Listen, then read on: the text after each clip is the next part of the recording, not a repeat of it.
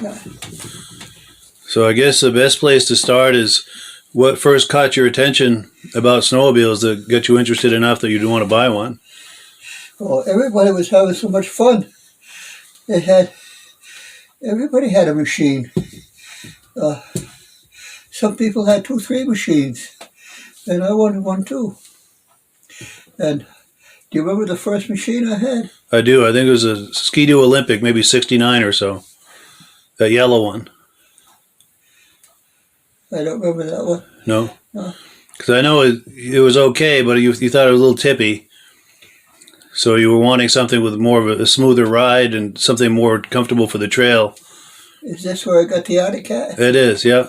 The 72 Cheetah. That was an Arctic Cat. Yeah, with the 440. Oh, that was a, yes. Yes, that was a wonderful machine. That was beautiful. It was fast. It wasn't as fast as Lee Richardson's machine, no. Sure. He had the garage just down the street from us, and he was very mechanical. And we went for a ride all over the place. The factory foremen were having their annual or monthly dinner, I don't know what it was, but it was out at a guy's hunting shack or a snowmobile shack or something. It was a pretty fancy cabin. And so Lee Richardson and I went down. Well, we had to go from our house up, way up, almost to the main trail, and then come down. And there was we followed on the brook. It was all frozen over and everything. And he was in front of me. And my machine was a pretty big one. I think it was an Arctic Cat then. Yes. Big Arctic Cat. And then I sunk. And so I went to the back to try to lift it up, and I'm sinking down deeper. My head is just over the back of the bumper, the back seat. The back of the seat. And so there's nothing, I can't get out of there because I keep sinking lower. And finally Lee Richardson comes back, pulls me out of there, gets the machine out, and we continued on our way down. And there was a factory foreman at, I can't remember the name of his camp, but it was by the road anyway. Yeah. And so Lee Richardson stopped there. Well, he worked at the factory, so I think he wanted to be a part of that. And so he sat with who was the boss? Ames. Ames, yeah. Marshall Ames. I think so, yeah. He sat at that end of the camp, right at that end. And Lee Richardson sat with him and talked with him while the rest of the foremen were setting up tables for their meal and stuff. And the second in command, Greenwood, I think. Okay. Anyway, he came and sat beside me. And I sat at the door when we first came in. So I'm watching all of this. The guys are all setting up tables and chairs and all this stuff, and Lee is back there with Marshall Ames. And so anyway, I guess when they got ready to go, Lee and I left. Yeah. Because this is for foreman, factory foreman. And they had maybe monthly to-dos, you know. Yeah. And he was a very competitive rider, too. Didn't he race motorcycles at one point, and he was able to carry some of those skills over to his snowmobile? And Marshall Ames? No, Lee. Lee Richardson. Yes, I think so. Well, he was a mechanic, so people would bring their machines to him to fix for them. He had a garage there at Wallace. Yeah. And I remember the Arctic Cat, big Arctic Cat, and brought Brian, my youngest son. You are Mike, my oldest son. Yes. Well, anyway, my youngest son was, I'm going to say 4th or 5th grade. Yeah. And he liked that great big machine. He loved that great big machine. And we were going to take it down to the snowmobile dealer and to trade it for another machine. And Brian was crying because he liked that great big machine. He looked like a little tiny tot on a very big machine. And I said, don't cry now. Wait till we get to the dealer and then cry. So you negotiate a better price? Yeah, I tried to negotiate a better price. Yeah. So I don't know if Brian did that or not, but you and I and Brian went down and we bought something, traded that big Arctic cat in there. And the Arctic cat was great, except it was big, heavy, got stuck easy. And I think this was the 69 Panther we're talking about. Yes. Yeah. Big Arctic cat. With a gas tank in the back. Yes, that's right. Yeah. But that was I think was that the first machine we had? No, that was the third machine, and I think you traded that for a Polaris TX, a 76 or 77 Polaris TX 250. Fast. That was a fast. That was fast too. Fast. Very fast. Yeah. Not as fast as Lee Richardson's machine, though. No. He had a fast machine. And a lot of it had to do with him on it. He was a very skillful rider. Oh yes. Yeah. Trying to think of some other snowmobile stories. Well, while you're thinking, I've got one, and I think she just pulled in here. Yeah. But I'll see if you remember this. But this was with the Panther we were just talking about, the 69 Panther, with the gas tank in the back. Yeah. Single cylinder, so I don't know how many cc's it would have been, but that's not really part of the story. Yeah. But there was a big, across by Daly's camp there, across the road, there was a long snowdrift the plow had made, or a snowbank, I should say. Yeah. And you'd managed to get up on top of that, and you were going to try to ride the length of it. Yeah. And at about halfway across there, it started to get a little tippy. So you just kind of stepped off it, lifted your leg and your arm, and the thing rolled down 2 complete revolutions and landed on the ground. Right side up? Right side up. And the engine never skipped a beat, and all you did was just kind of push the windshield up, because that had gotten flattened, but there wasn't a scratch or anything wrong with the rest of it. Yeah. Do you remember that? Or? Oh, I don't. Yeah. This is a long while ago. Yeah, this is 50 years ago. Yeah, I'm practically 91 years old, so my memory is not as good. It's not as good as it was when I was only 90. Yeah. And you asked me to talk about snowmobiles, which that was many years ago. Yes, that was over 50 years ago. Yeah. Now, do you remember the ride-ins and the group rides we used to do? We'd end up at a restaurant many times. Then we'd start out just either us and Page's or us and Richardson's, and as we'd go, we'd meet up with other people, and now they're part of the convoy, and then we meet up with other convoys, and we join theirs, and by the end of the day, there's dozens and dozens of people, and we'd maybe stop in the middle of the day with a campfire and cook some hot dogs, and then later on in the day for supper, we'd end up at a restaurant, usually either the Northland or the Norton restaurant. And there'd be just dozens and dozens, and I don't know how many snowmobilers, but the place was just jammed with snowmobilers. Yeah. Oh, snowmobiling was big. Yeah. Up in the woods up here. And we were at the end, out in the woods, about as far as you can go up the northeast corner. We were pretty remote, yeah. Vermont. Yeah, it was a small town, and we were 4 miles outside of the small town. Yeah. So we were pretty remote. Yeah. So we had to go quite a ways before we got on the trail. Yes. But the trails were nice. Yeah. I remember mostly Jackie with her machine, and we would stop for a break, and she would go up against a tree, the bumper against a tree. Now, there's a ski on each side of the tree. Now, as I try to pull that back, the skis dig in. Fifth, 6th grade, maybe. Yeah, if that. Brian. And, my brother Brian, yeah. If he was that, yeah. And he was on that, he liked that great big machine. The 69 Panther, yeah. Yeah. And so we're going to take it down to the dealer and trade it for a brand new machine. And so he started crying because we're going to trade in that big Panther that he used. And I told him, don't cry now, wait till we get to the dealer. So we get a better deal. Yeah, but he could really ride that thing for a little kid, probably 7 or 8 years old. That big 69 Panther. He never got stuck. Yeah, the thing was a tank, but he could make that handle, and he could go just about anywhere he wanted to with it. Yeah, and it was a long seat, so you could put 2 or 3 people on there. Yes, but he would be on there by himself. His feet didn't touch the running boards. Yeah. No. Yeah, and he could make that go up and down and over and under and fast and corners, everything. And if we go ahead a few years, they were delivering a new machine. Yes. to the house. I don't remember what it was. It was a Polaris Gemini. It was brand new, maybe 1980. The first year they had the blue Polarises. I think that was 1980. Machine anyway. And Brian, with his buddy from Canaan, with Bobby, were there playing.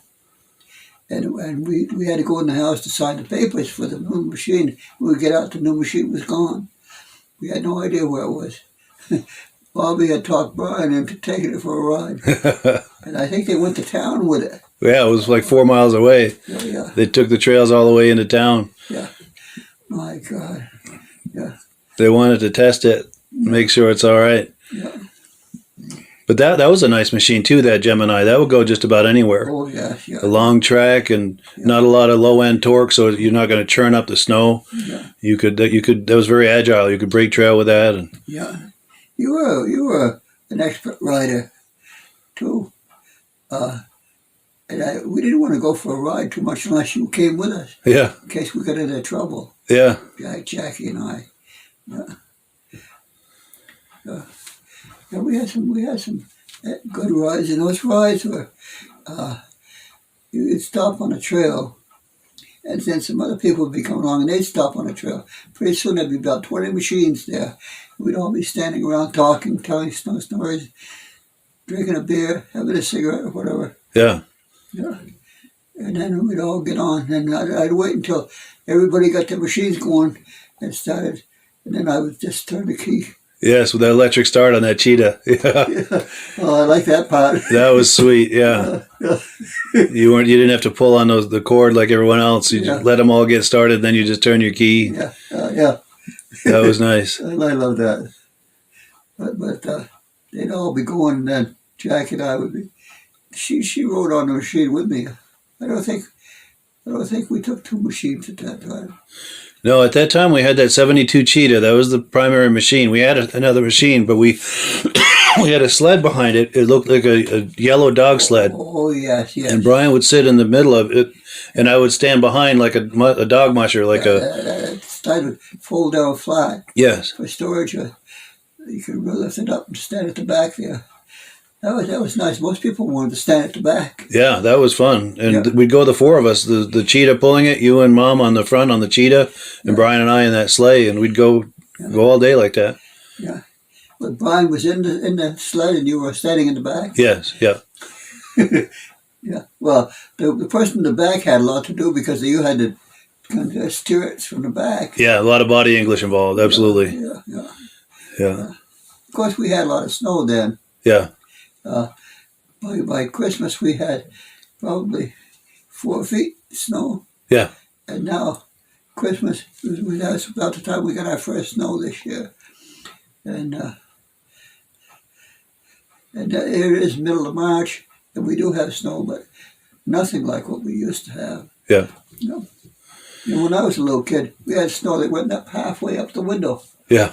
And we couldn't see out the window because we weren't tall enough to look over the top half of the window. That's a lot of snow. That was a lot of snow. Yeah. Yeah. Now, do you remember going to, I think it might have been out in Yogi Carrier's cornfield in the wintertime. I think they had some drag races there a couple of years. Oh, yeah. Do you remember going to that? Yeah. Big crowd. Yeah. Big crowd. Yeah. Yeah. And I was in Newport, and it was again the beginning of the snowmobile season, the beginning of snowmobiles. This would have been late 60s, I think. Another guy and I was with the Lions Club, and another guy and I were in charge of the snowmobile deal. Setting up a snowmobile race? Yeah, snowmobile race and snowmobile, there's just a whole bunch of stuff.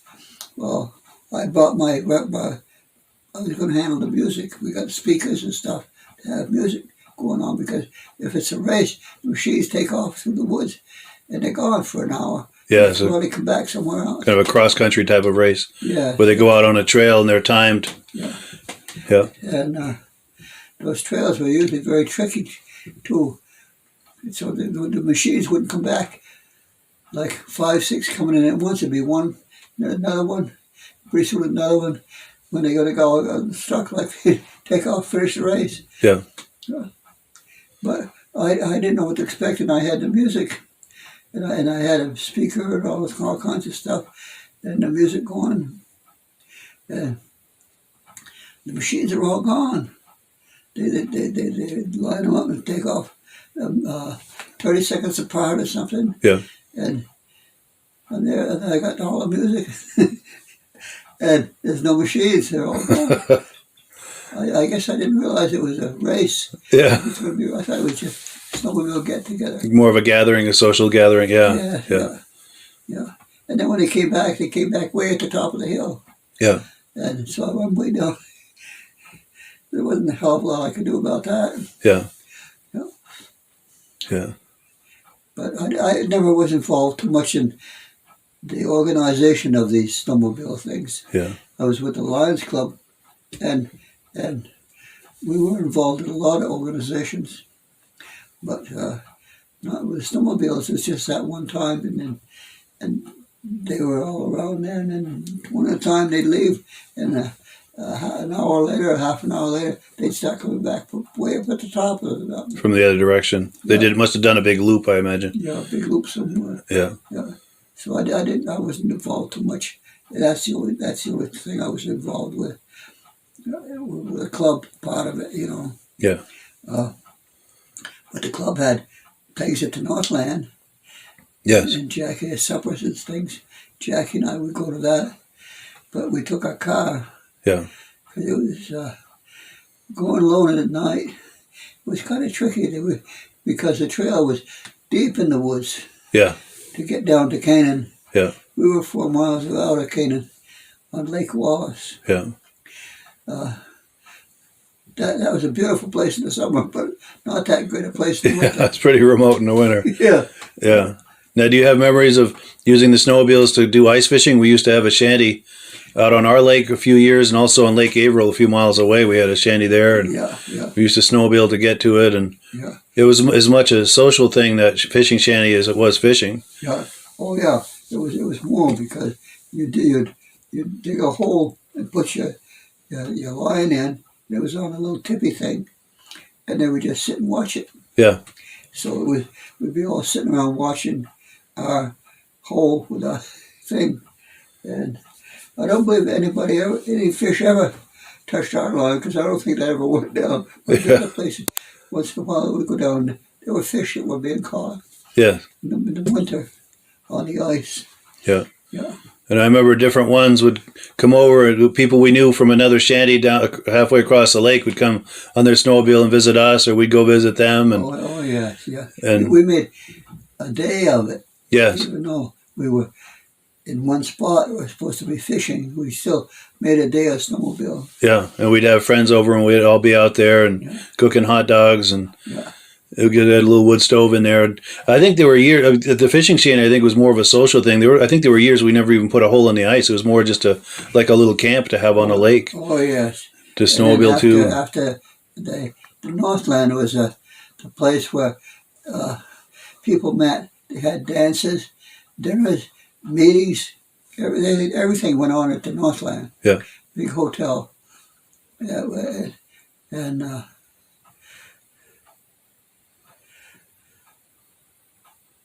don't know what I was going to say about that. Well, that's all right. Well, I've got a memory of one of those. I don't remember if it was the Northland or the Norton Restaurant, but those were the two places we used to go when we'd go to a restaurant. Yeah. And I remember, since there were so many snowmobilers coming, to accommodate more people, instead of having like the typical restaurant set up where every family's at a table, they had big, long tables. Oh, yeah. Like cafeteria style. Yeah. And since everyone, even if you weren't with that party, you knew them, or since you're snowmobilers, you don't care. Everyone's happy to sit at a long table. Oh, yeah. Snowmobilers, everybody was the same family. Yeah. And they had all the jackets in a pile on the other end. And and this one time, I don't remember if it was the Northland or the Norton Restaurant, but they had a separate cafeteria style table for the kids. That was a kid table. So it was a whole line of kids at that table. Yeah. And then the adults were all at other tables. Yeah. And I remember, you and Mom were saying to the waitress or waiter, order this and this for those two boys over there, and, bring it to them when it's ready. Yeah. And we were having fun with the kids, and you guys are having fun with the adults. And oh, yeah. And it was a different time, and so, different from today. But I remember the drinks were flowing back then the way they probably wouldn't today, Yeah. Oh, yeah. It was we lived out in the country, community out in the country. So we did a lot of things, the community together. Yes. There were the snowmobile ride-ins. We'd go somewhere. We'd all ride together. And a big group of machines going on. Yeah. Yeah, it was a very social experience, the In the snowmobiles. summer we'd do the same thing. We'd all meet at somewhere and have a drink or two, maybe a meal. Yes, yeah. Yeah. Oh yeah, we had a good time. It was fun living out there. Of course, we were 4 miles out of town, so Yeah, it was pretty remote, but it was wonderful. well, we lived on the lake, so in Yeah, the summer we were pretty busy. A lot of people would stop by to go swimming. yeah, boating and water skiing, and Yeah, yeah, it was an all year thing. yeah, We had stuff to do in the summer and in the winter, and across the road from us there were miles and miles of woods. oh yeah. So Brian and I would build forts up there and go hunting up there, and if we weren't doing that, we were fishing or water skiing or boating or snowmobiling or ice skating in the winter, snowshoeing. Next town to us was Island Pond. That was about 4 miles away. More than that, yeah, I think maybe 15 or 20 miles. Oh Yeah, yeah, it was quite a distance down there. yeah, And people had places all along in the woods there where they would call their camps. yeah, But we had fun snowmobiling. yeah, A lot of these were impromptu. We just get out and we know we'd meet somebody, some other machines, and we'd go with them to wherever they were going. How far away was Norton? I don't know, 5 miles, 6 miles. That's all. Yeah, but on the snowmobile trail on those old machines, it took a little while to get there, and maybe I don't know, 6 or 7. I don't know. We had to go up over, what was it? There was a mountain we'd have to go up over to get to Norton. What the heck was the name of it? This is many years ago. Yeah, but I remember that, and I don't even know if the trail is in the same place as it used to be, but there was a big mountain we'd have to go up over.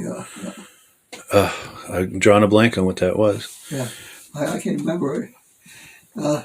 Taking our turn at the bottom, waiting until it was our turn, and then we'd scoot up. Yes. Yeah. And hope we made it. Yes. Yeah, there was a couple of spots there where it was one lane and you go up a real steep hill, almost like not a snow bank because it wasn't plowed, but it was just a steep bank. It was a hill. Yeah. Very big hill. And each person would go one at a time, and you'd have to have some momentum. And if you didn't have momentum, you weren't going to make it. And there was a few that didn't make it, and they'd have to be helped by the others. And Yeah, and there was also others along the trail. There at the bad spots, there were people there in case they needed help. Yeah.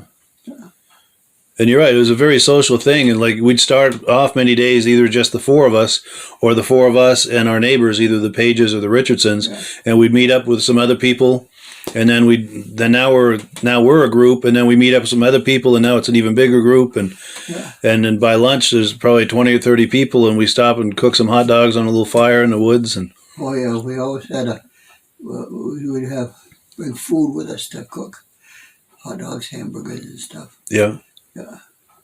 Yeah, and I remember it always being a very jovial situation. Everyone's laughing and joking and having a good time, and it was just a really fun environment. Oh, yeah. And the adults were laughing and joking, and the kids were playing and having fun. And snowmobiling was a great method to get families together. yes, You went out and you didn't know who you were going to meet up with, yeah, and then you'd be a part of the group. yeah, you make a lot of new friends. If they were from Colebrook or somewhere, we stop there, and we would be part of the group. Yeah, They'd just take us out, and if we had a group going, and strangers would come to stop, they'd be part of the group. yeah, Snowmobiling was a great thing for that, because yeah, you're out there in the woods way out, and so when you meet somebody, well, we got to stop and talk. yes, exactly. Just say hi to them. Hey, you're doing the same thing we are. Yeah. And even if you didn't know them, now you're instant friends because you're enjoying the same thing together, and everyone's having a good time, and there's always laughing and joking, and yeah. And yeah, we made a lot of new friends and get deepen relationships with existing friends, and maybe people you maybe only knew casually, get to know them on the trail, and now you're better friends with them. Yeah. Oh yeah. It was a real unifying experience. It was. Yeah. And remember, Canaan was a small community. Yes. That was a big center, the center of everything. Yes. And Norton was the next place, and that was 20 miles away. Yeah. But in the summer, in the winter, fall, and spring, Canaan we would stop, if we wanted to meet somebody, we'd stop in the Northland, have a drink. Yeah. And we'd be automatically in with a bunch of people. Yes, yeah. And then same was on the trail. You'd stop to have a drink, and people would stop. You'd have people from all over the place, because a lot of people from down country would trailer their machines up. Yes, people would come up from Massachusetts, and they'd stay at the motel down the road from us. Yeah. And we'd snowmobile with them sometimes. Oh, yeah. Yes, yeah. Yeah, snowmobile was a great method of getting people together. Yeah. Because a lot of them were either friends or families of the Richardsons. Yeah. They would come up from Massachusetts because the Richardsons were from down there. Yeah. And of course, I don't know, word got out. I don't know if they invited us or I don't know what happened, but we'd end up with them that morning and we'd ride the trails with them all day. And there'd be a bunch of us. And they were up from Massachusetts and they were enjoying it. And I remember most of them had scorpions. A lot of those people, because I know Richardsons in the early days had scorpions before they had cats. Yeah. And a lot of their friends and relatives from Massachusetts brought scorpions up from Mass too. Yeah, yeah. But what was the big fast machine I had? The Cheetah, the 72 Cheetah, I think. 2-cylinder. Yes, yeah. Yeah, and electric start. Yes. When we'd be all done talking, it was time. Everybody would get the machines all going. In front of the machines are all going to trying to keep ready to go. Yeah, it's true. Back in those days, not as many people had electric starts. Yeah. There was only a handful of them. Yeah. So I don't know if I'd go so far as to say it a rarity, but there weren't many people with that. So when you just turn it, it's like, wow, look at that guy. Yeah, that was a Cheetah, you said. Yeah, 72 Cheetah 440. That was a fast machine. That was. But not as fast as Lee Richardson's. No, he could go. I don't know what it was. He had a Panther 440, like a 73 or 74, I think. It wasn't a big machine. No, well, then he had those Scorpions too, though, before that. And he could make those Scorpions go too. Some of those were 440s, I think. Yeah, but they were smaller machines. Yes. With bigger engines. Yes. Yeah, because those Scorpions were physically a little smaller than that Panther he had later. Yeah. Yeah. And I remember getting back down to the lake. And we had to come down the lake quite a ways to get to the motel. And then from there, I was walking distance to our camp, our house. And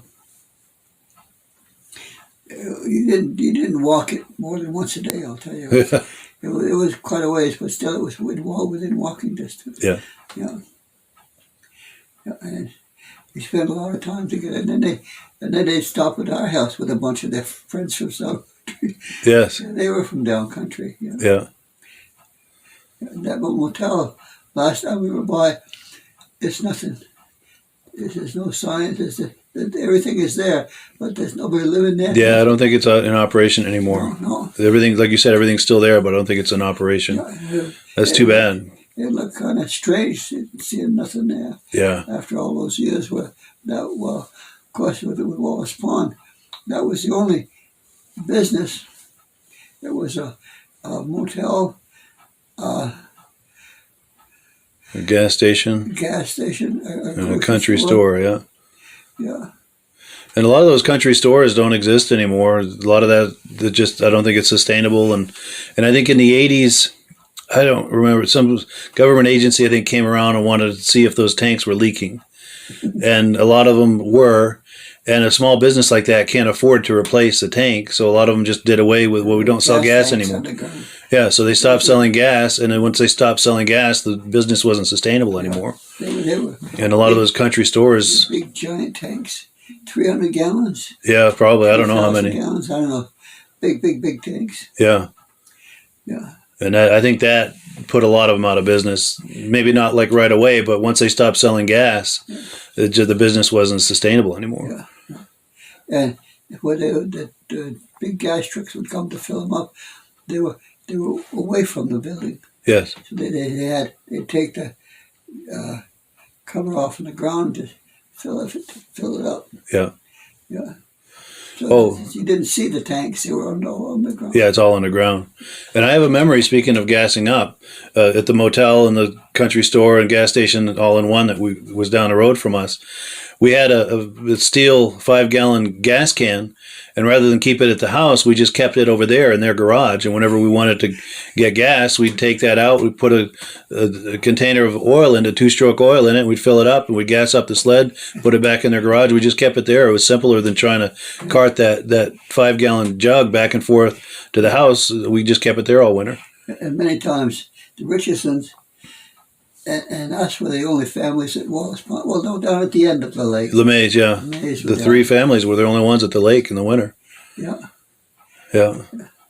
So we all knew each other, even though we couldn't see each other. Yeah.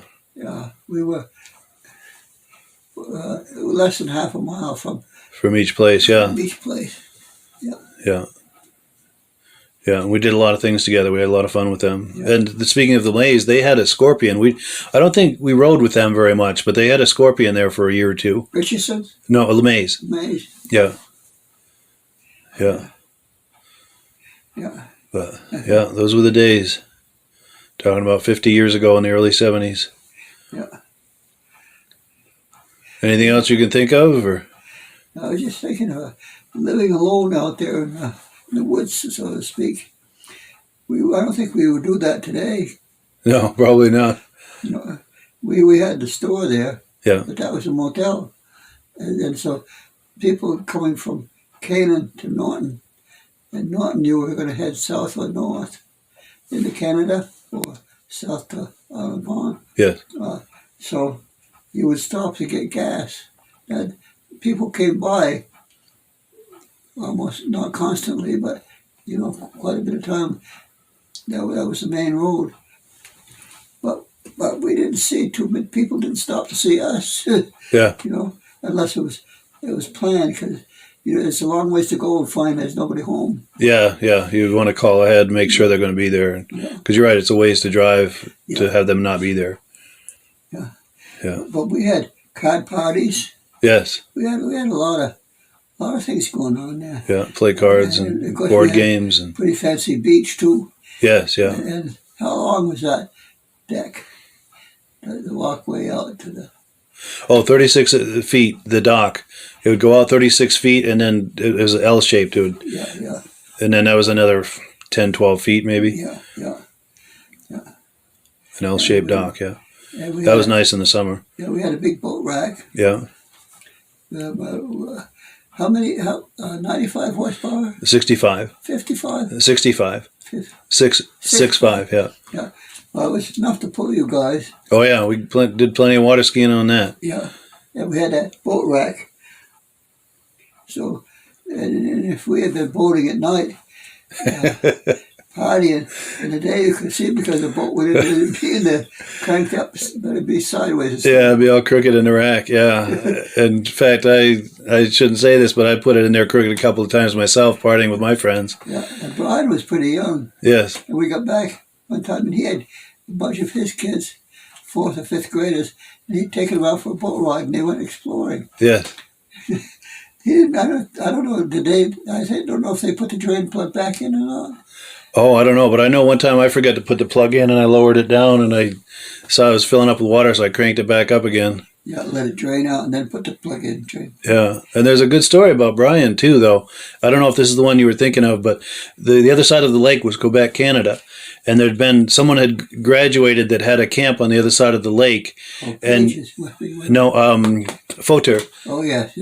So I don't know where I was, but you and Mom and Brian and I don't know if it was Bobby or Jeff, but had been over at that party, at that graduation party, having a good time over there. And of course, now it's getting late and you come back and everyone goes to bed. Well, Brian and either Jeff or Bobby, they get back up and they took the small boat over, the rowboat, back over to that party and partied with them until dawn. No kidding. Yeah, he was in high school at this point. Wow. Yeah. Yeah, we had 2 or 3 boats, didn't we? We had 3 boats, yeah. The bigger boat, the water ski boat, we had a aluminum rowboat with a little 5.5 horsepower motor on it, a little outboard, and then we had a little sailboat. Yeah. Well, the sailboat was that full boat. Oh, no, we had that too. Yeah, the full boat was like that kayak. Yeah. So I guess we had 4 boats, yeah. Yeah. and traded a full boat for a For that dirt bike, yes. Yeah. Yeah. Those were the days. Oh, we were young then out there. Yeah. Yeah. But yeah, those were good days. Yeah, we had a good time. We were out by ourselves, but we were very seldom by ourselves. Yes. Because everybody moved. There was in Canaan wasn't a very big town, and so you were always going to see somebody. Somebody was coming to see you, you know. So we were never alone, no matter how far. We were 4 miles out of town. Yeah, as remote as we were very social. We always had people over, and people we would go visit too. Yeah. You know. Yeah. Yeah. We weren't really lonely at all. No, we always remember that. Always fun. Yeah. I'll never forget that. That was a great place to grow up. Yeah. Well, cool. Yeah. Anything else, or? I was thinking about the shelf, the desk I made for you in your bedroom. Yes. You had you had dresser, but no shelf. So I made a shelf. I hung it from a rope from the ceiling. Yes. Yeah. One corner of it was suspended by a rope. Yeah. Yeah. That was cool. It had kind of a nautical theme going. Yeah. That rope. Yeah. That big rope. It was a piece of plywood, but it was steady. Yeah. It was hooked to the wall, nailed to the wall, but where it stuck out, there was nothing to hang on to. So I hooked the rope to the ceiling. Yeah. I remember that. Big knot underneath it. Yeah. Big hemp rope, probably an inch in diameter. Oh, yeah. With a huge knot on the underside of the desk to hold it up. Yeah. Yeah, it had kind of a nautical theme. I'll have to see if I can find a picture of that and put it on there. You were pretty happy when I called you in, and you saw I wanted a desk. Don't have a desk, nothing to write on. And when you came in and saw that, it was 8 feet long, I think. Yeah. And it's wide, like 2 feet wide. Maybe not quite as wide as this desk, but almost. Yeah. Maybe 2.5 feet wide. Yeah. Yeah. It's a good place for you. Yeah, and I had similar to what you have here against the wall. It was taller and it was different, but the same idea as that. So I had all kinds of things in there. Yeah, that was a nice little workstation there. Yeah. I used to assemble those Revell models, the plastic car models. Yeah. You open the box and there's all the pieces, and then you assemble it. And you've got a car model. And mine always looked like an amateur had put it together, but I had a cousin, remember Dookie? Yeah. He would do models, and he would paint them nice, and they would shine, and they'd look perfect. And mine would have, like, you're using that glue, and I'd have glue on my fingers, and it had fingerprints on the windshield and fingerprints on the body of the car, and then I'd try to paint over that, and it looked like a real hack job. Make as many models as he did, though. No. He made a lot of them because he was an expert at that. Yeah, he was really good at that. His always looked nice, and mine always looked like they came from a junkyard. Well, it looks like you had fun building them. Oh, yeah. I had a good time doing it. Yeah. But, yeah, he really had a skill for that. Yeah. We enjoyed the snowmobiling to beat hell. Yeah. Oh, my God. I don't know if there was one day we went by it that we didn't go out on the snowmobile somewhere to something or just go for a ride. We got our money's worth in the winter. Yeah. And we had plenty of places to ride because, there's some space in the backyard to ride, but once you're on the lake, there's plenty of place to ride, and then you can go off the lake to different places and ride. Yeah. And, you could access the trail from the lake, too. So once the ice was frozen, we had all kinds of options. Oh, yeah. And to go somewhere, we would go off the back lawn onto the lake. Yeah. And then we could go wherever we wanted. But other than that, the snowmobiling was mostly from our house to the lake, and that wasn't very far. Pretty good sized back lawn. You had like a racetrack on it. Yes. Oh, speaking of stories about snowmobiles on the lake, I'm sure as I tell this, it'll come back to you. But this is that brand new Polaris Gemini, so this would have been 80, 81 or so. And we had that fishing shanty out there, and we'd had a whole bunch of rain, and then it froze. And in that rain, I think there was a lot of wind because we looked out and we could see our fishing shanty wasn't in the same place. You could see the indentations in the ice where it rolled 3 or 4 times and it was on its side. Yeah, it had moved. So I went out there on the snowmobile one morning to check it out because I think it was February vacation or something. and looked it over and said, yeah, that's pretty well damaged, but we fixed it. We just replaced the 2x4s inside. But so anyway, from there, I decided I'm going to go visit my friend Carolyn. Remember the Hurleys? Yeah. So I was going to go visit her. So I went across the lake over to her place, and I'm just about to go up onto the land where her place is, and I start going through the ice. And then I'm like, uh-oh, I'm going through the ice. So I jumped off and I started trying to swim, and I realized I'm banging my knees on the ice. So what happened was all that rain, there'd been like a huge puddle in there, and then it iced over. So there's about a foot of water that's iced over on top of the main ice, which is several feet thick. So that's what I was going through. So I wasn't in any immediate danger of like going way down, but I got myself good and wet, and it was cold and windy. What, were they home? Yeah, they watched the whole thing, and they're going, uh-oh. Yeah. So thankfully, I went up there, and they had a change of clothes for me, and they had some of Tom's hip waders. So they got me rigged up in that, and I went down, and there was some ice fishermen nearby and ice shanties, and they came and they helped me pull it out and get it onto solid ice and up to the edge there where we could get it in a pickup and bring it home and let it thaw out. And then we had it in the garage for a day or two, and then we just started pulling the crank, and water started pumping out of the engine, and we give it another day or two to dry, and we started and fired up just like nothing ever happened. And we had that sled for quite a few years, and it didn't seem like there was any damage done to it. There's ways that God takes care of people that take care experts. Yeah, that's true. But the other thing, too, is Mom was working. I think she was working at the florist at the time, and you were working, too. So I'm alone at home. I think Brian was with me. Yeah. But we're doing all of this, by ourselves. And I think I'd called you to let you know what was going on, and you couldn't really come home. And I think you were pretty stressed out about it. Yeah. But do you remember me calling you on the phone with news about that, or having gone through the ice? And oh, I hope I don't remember that. Yeah.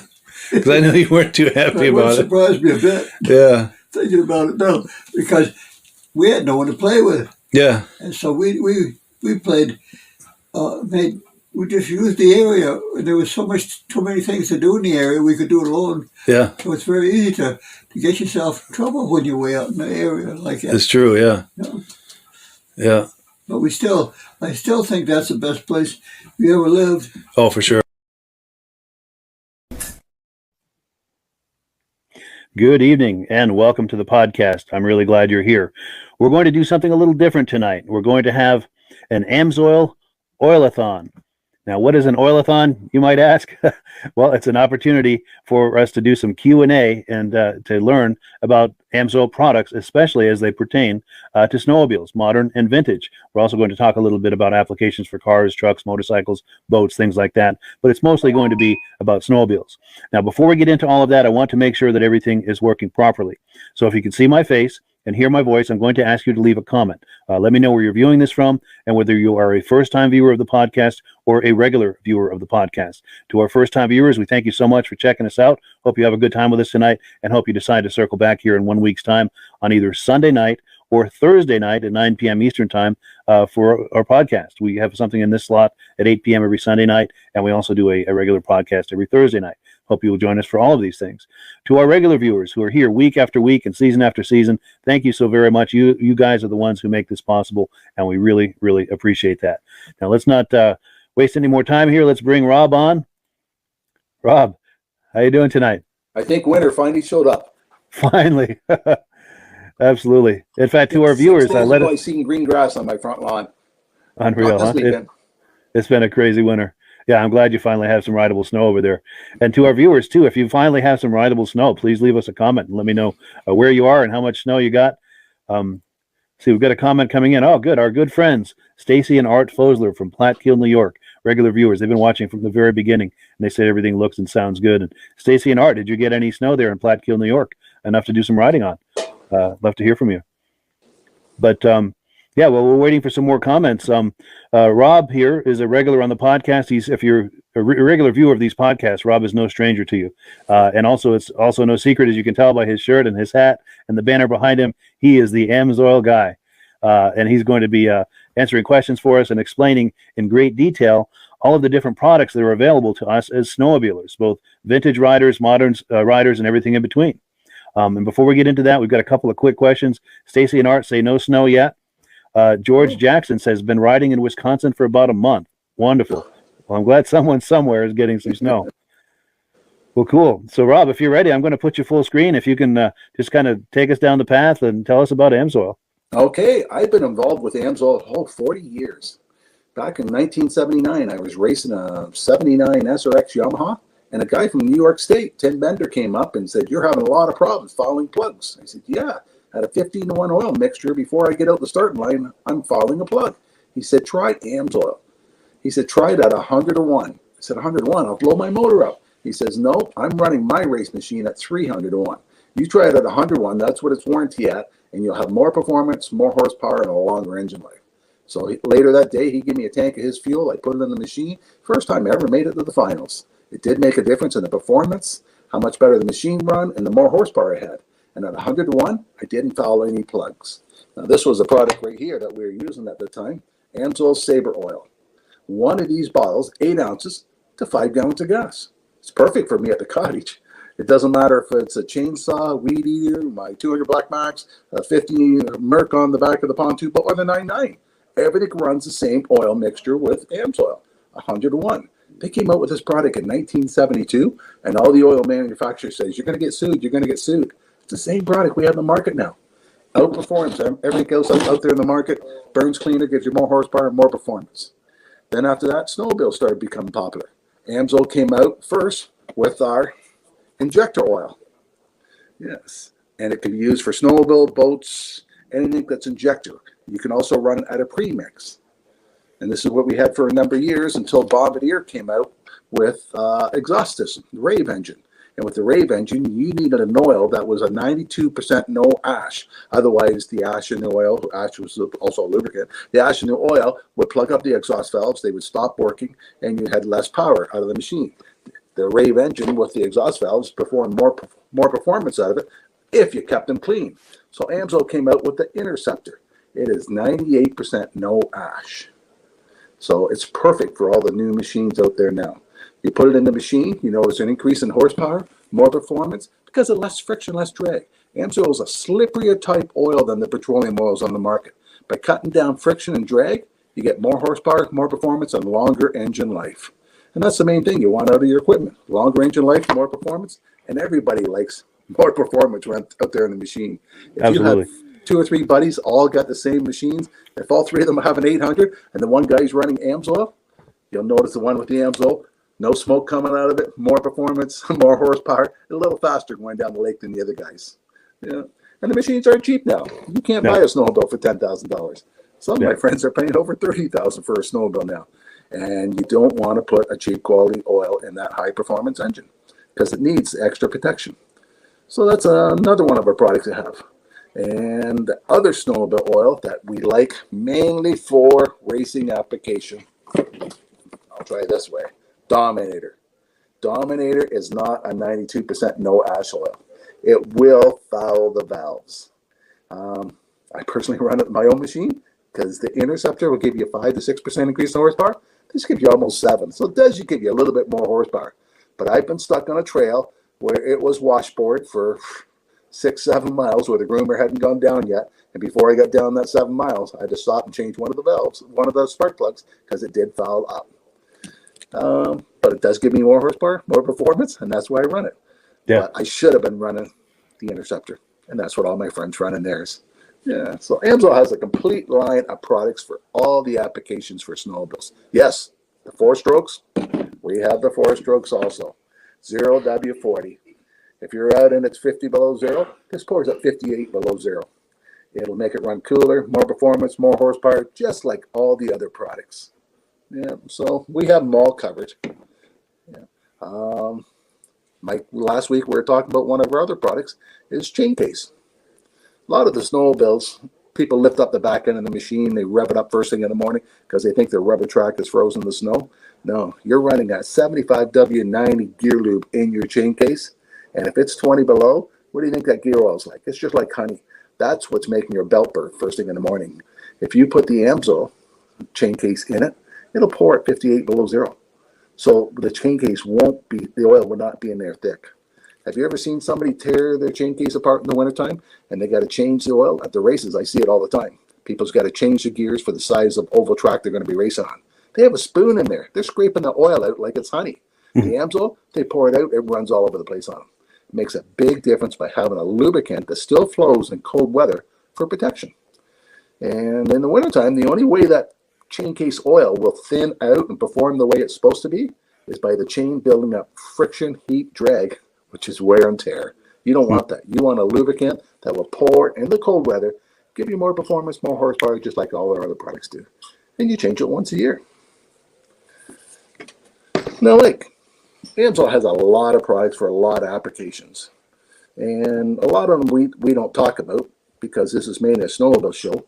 But we have a complete line of antifreezes. Do you have a picture of the antifreeze there? You can pop up. I do. Let me pop that on the screen. There we go. Yes. We use a different kind of antifreeze than the other companies do. And the reason I really like it, because it's pet friendly. A lot of antifreeze, when it drips out, if an animal licks it, it's very toxic. AMSOIL's not. A lot of antifreeze is only good for 2 years. I think AMSOIL's 8. I have to double check on the stats, but I think it's 7 or 8 years it's good for. And the best thing I like about our antifreeze is it'll make it run cooler because it disperses the heat better. But then AMSOIL came up with another product we can add to our antifreeze. Now it's a cooler boost, the one on the far right. It was designed for stock cars. The problem is with stock cars, they don't want antifreeze on the track. It's too hard to clean up, so they got to run straight water. Straight water will boil faster than antifreeze will. So people like to put a cooler boost in their water to make the stock car run cooler. Well, we found out in the wintertime, by putting that same cooler boost in our car, it cuts down on the time it takes for the car to warm up. And in our snowmobiles, when you're out there at 40 below and you got to get out of the car and you got to get the snowmobile warmed up, some people like to jump back in their car to stay warm when the snowmobile's warming up. AMSOIL will eliminate that problem because a cooler boost will make the snowmobile warm up faster. But once it does get up to heat, the coolant boost disperses heat faster than antifreeze does, so it will run cooler. And a lot of people say a snowmobile never overheat.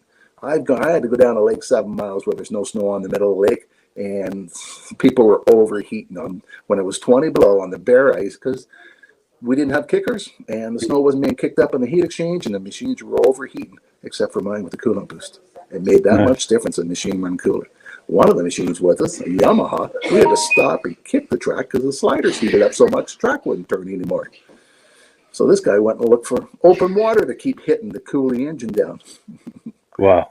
Things people will do to keep their motors running. Yeah, for sure. By adding something like a coolant boost, this will help make the engine run cooler, and it also makes the engine heat up faster. Yeah, it's a great additive. I use it in my pickup trucks, my little car, and my snowmobiles. Nice. Anything liquid cooled, it's a nice additive. Yes. Sure. And when you're out snowmobiling, you're not out snowmobiling when it's 10 above. You're out there when it's 20 below or 10 below. And it does get cold. And by having a product that will warm up faster, especially a lot of times you stop and you go into a restaurant and you come back out, it doesn't take long for that snowmobile to cool back down. And you got to sit there and let it warm up. And a lot of them have a rad and a heat exchanger on it. So once the thermostat opens up once, we got some people that still smoke cigarettes, and the rule is it's a 2 cigarette before he can take off on a snowmobile. It takes that long to warm it up. Because if you don't, you can cold season when it's really cold out. Yeah. Wow. Now before we shift gears, I want to back up a little bit to the Dominator product. A mutual friend of ours a little while back did a testimonial for us. And I know we've already seen it, but it's just a couple of minutes. I'd like to play it again. This is our mutual friend, Midge Rosebrook. He's the founder of the Eastern Snowmobile Racing Hall of Fame. And he made this video. It's a quick video. Let's take a look. This is for our friend Rob Hilditch, the AMSOIL guy. See what I have here, Rob.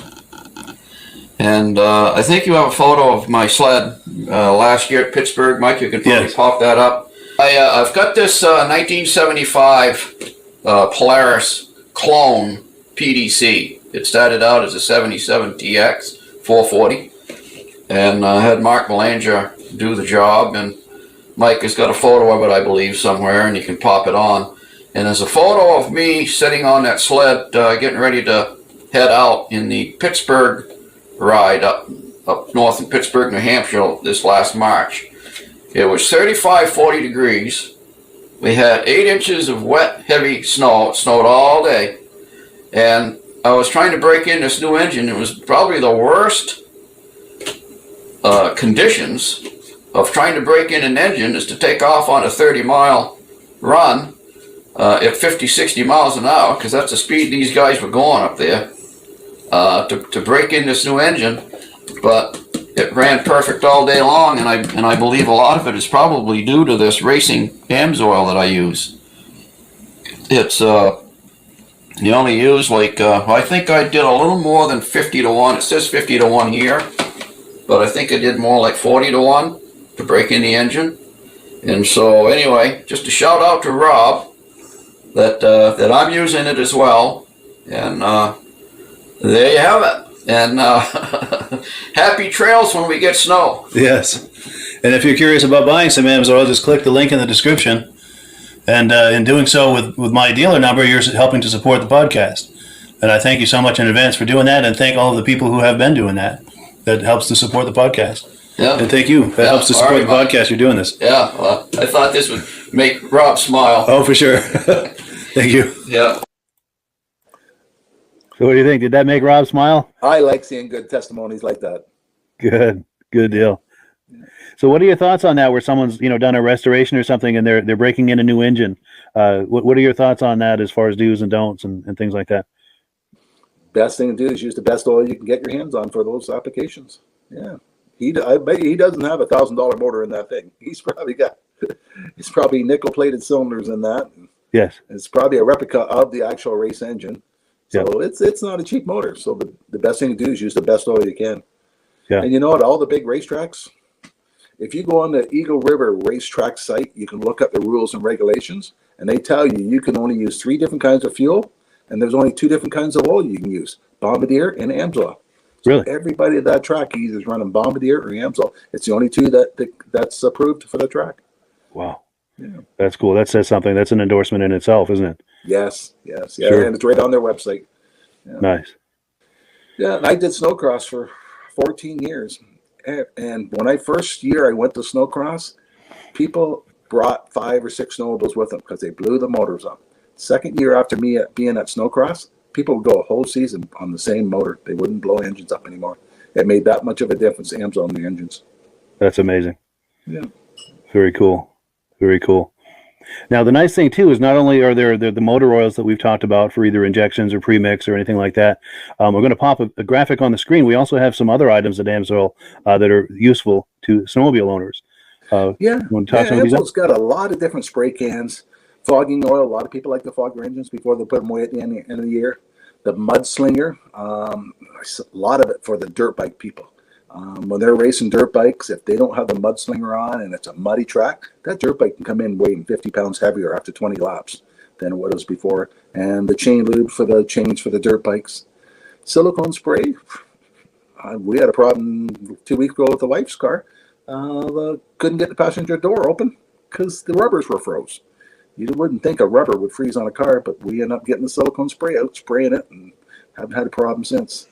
A metal detector, it's a big seller for me for opening new accounts. If I go to a trucking company or something like that, they have their favorite oil. Or the best thing I like to do is when I go to a farm tractor, a John Deere guy will not buy anything else except for John Deere. But if I go approach him with a product like our MP and say, do you ever have a bolt seize you can't get out or something like that, or something squeaking, or a shaft on your hydraulic that's got rust marks on it and it's wearing the seals out? I said, here, try our metal detector. And by getting them to try that, the farmer will phone me up and said, well, I've never seen a metal detector work as good as that. If it works that good, how good's your oil? But if I were to approach the John Deere guy about using the AMSOIL to start with, he won't use anything except for John Deere oil. So it's a good introduction product. Now the heavy duty MP, I happen to have a can right here. Oh, good, yeah. It's a 15-ounce can. It's a good size can. And I'm doing a test this week on my car. I got really aggressive snow tires on my car. On one side of the car, I'm spinning the wheel wells with this. The other side, I'm not. Because last week, when we got really cold, there was so much ice and snow under there, the wheel wouldn't turn. I had to go with the hammer and break that frozen snow off. So I'm going to spray under there with this here. Because I also use them on the snow shovels. Today, we had a really wet snow. So after spraying the shovel with this, lift the shovel up and the snow just falls off. It didn't stick. So a lot of my customers use it in their snow blowers because with the wet snow, they got to get a stick out and stick down the auger to get it cleaned out. By having a spray in there, that wet snow won't stick. It prevents that problem from happening. Two of my snowplow companies use it on the front of the plows. I didn't think snow would stick on a plow, but when it's wet, packy snow, it sticks. Sometimes the front end loader, they go to dump it and it still has a half a load sitting there until they hit it 2 or 3 times. By putting the MP in it, they lift it up and it falls right out. So, and I got one guy, he wants it. He's going to try to use it for an undercoater. He's going to spray his hole underneath his vehicle. He's used it for a number of years, and he's tired of some of these products people are using right now for undercoating, and he wants to try the AMSOIL MP. So it'd be interesting how he finds how well it works by the end of the year. But it's a multi-purpose product. 101 uses you can use it for. That's amazing. That's amazing. Now, we have some comments coming in. Let's see here. This goes back to when we were talking about the price of snowmobiles. It's hard to find something under $10,000. So John Lass is confirming that, saying you can't buy a cheap old machine anymore. That's certainly true. No. And everybody thinks their old machines are worth big bucks. Yeah. Yeah. Yeah. I got a couple of Jags if somebody wants some. Sure. Yeah. Cool. And then Ann Packer says this week we're going to get some snow. So good. Maybe they can finally get some riding in. Yeah. Now, one of the things we haven't talked about yet is the pricing. And one of the things I always say is, the best is never cheap. But also when you compare other factors, AMSOIL can in many cases be the economical choice, not only the best quality choice, but the most economical choice. And that leads me to a comment that just came in, and I'll let you speak to all of this. But Mike Skidmore is saying he just paid $31 per gallon for Lucas snowmobile oil, and that's what he paid for Klotz oil in 2014. Do you want to speak to that, or just the economics or the value angle of AMSOIL? We have some companies up here selling injector oil for $21 a gallon. It's a recycle company we have up here. If you have a new machine, you definitely don't want to put that quality oil in your vehicle. But AMSOIL is cheaper than the manufacturers. If you went to a Bombardier shop and asked them how much their gallon of oil is, Bombardier sells theirs for about $69 a gallon. AMSOIL, we sell ours for, the Interceptor, $57 a gallon, one at a time. If you buy a case of it, $227. Now, later on, Mike and I will talk about the preferred account. Preferred, you buy directly from AMSOIL. Instead of paying $227, you pay $166. That brings it down to like $44 a jug. Yeah. So that's only $10 more than what he paid for that Lucas. But look at the quality difference you're getting in the product. More performance, more horsepower, longer engine life. Yeah, you're getting the best available oil at a very reasonable price. Yeah. And if you have the older type machine where you don't need the Interceptor and you don't have a race engine in it, so you don't need the Dominator, you just need the injector oil. Our injector oil is $188 for a case, and your preferred price is $130.39. That brings it down to less than $34 a bottle. Yeah, so you're still getting a good quality product, but yeah, we're comparable to the other products out there that are performance product. Yeah, but we're cheaper than what the manufacturers are. Nice. So it's a very strong value proposal there. Yep. Yeah. So I guess that's a good segue now into the preferred customer program. I'm going to pop a graphic on the screen. And I think in the past you've told me that it's very similar to a Costco membership where it's a one-time $10 fee, but that fee gives you instant access to the deepest possible discounts that AMSOIL has to offer, as well as some other things. In fact, I'm going to pop that on the screen. Yeah, why buy directly from a retailer that's carrying the product? You can buy directly from AMSOIL. You can get a preferred account. They have an introductory for $10. You get a 6-month membership to see if it's cost efficient for you. And most people find it really is cost efficient because you can save almost $50 on a case of gallons. And most people, no one snowmobiles by themselves, so they usually tell their buddies, hey, I'm going to order a case. You want one too? So they save $100 on 2 cases. But by being a preferred customer, you save almost 25% on all the products you order. You don't have to order a full case. You can mix and match. And if you order $100 worth, you get free shipping.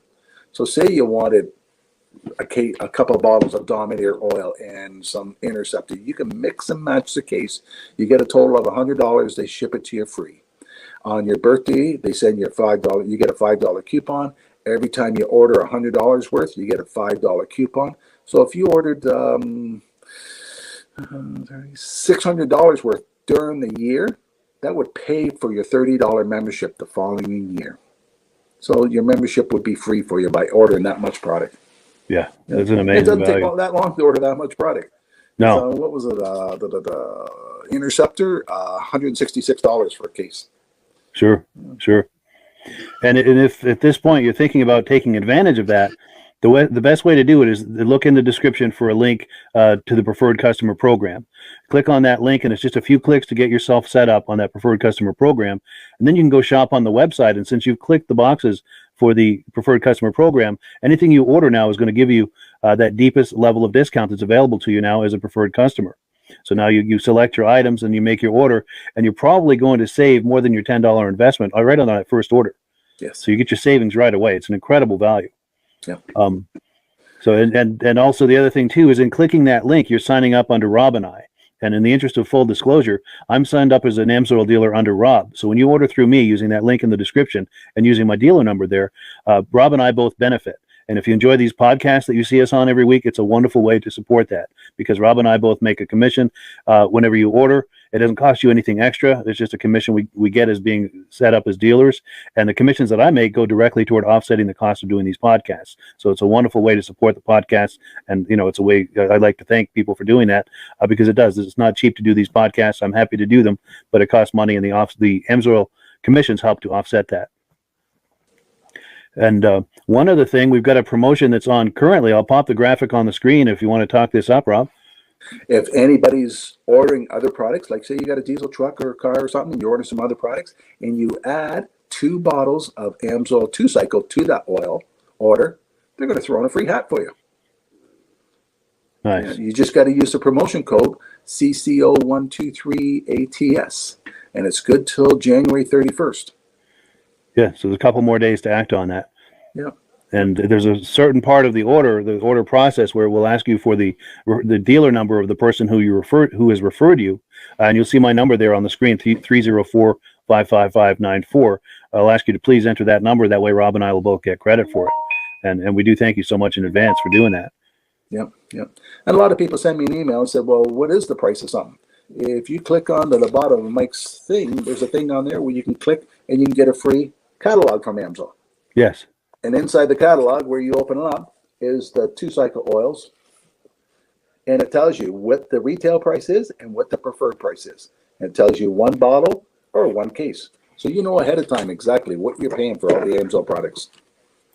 Yeah, for sure. And speaking of AMSOIL products, look at this wide range of products that AMSOIL has to offer. All of these products are in that catalog, and it gives you a chance to sit there at your leisure and flip through the catalog and see what, if anything, in there is right for you.